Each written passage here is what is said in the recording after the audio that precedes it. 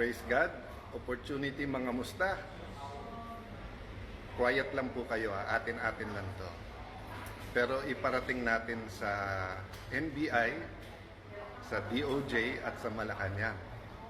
Tayo-tayo lang ha. Oh.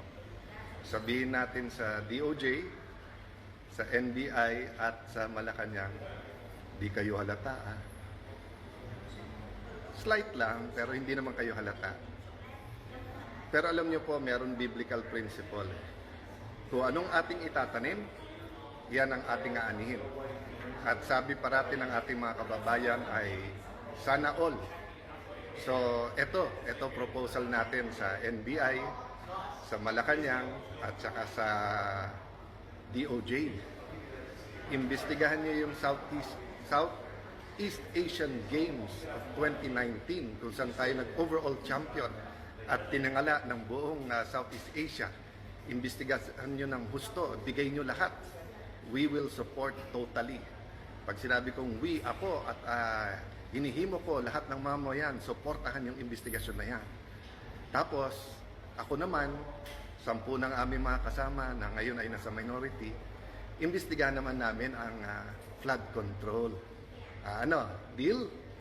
So, madali lang yan, Malacanang, kasi sumusunod naman sa inyo sila Senator Erwin, sila Senator Lacson, yung mga nasa Blue Ribbon.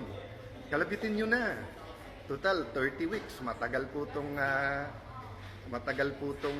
impeachment. At sabi nga, wag panay technicalities. Lalo po ang Blue Ribbon Committee, wala masyadong technicalities doon. So, wag po tayo mangamba sa kahit anong investigasyon. Salamat po sa lahat ng nagpaparating ng suporta, lalo po yung prayers. Pagkatapos sabihin na incidental lang dahil yung building, biglang pinawalang sala na ang mga kakampi nila. Tapos sinabi ng DOJ, tama yung investigasyon na yan. Tapos ang Malacanang, naimbestigahan na daw yung sekretary nila, pero ako daw, hindi pa. Okay lang, imbestigahan natin lahat. Pero hindi naman siguro bad words ang flood control. Ang bad words ay cover up. So, tamang-tama, magsosona na ulit. Bigyan natin ng pwedeng pag-usapan ang mahal nating Pangulo na tunay na mga pangyayari. May list na kami ng mga witnesses na mga matitibay. Yung iba, nasabi na in public. So, supportan natin lahat. All-out investigation, katotohanan, para magbago na yung ating bayan. God bless you all.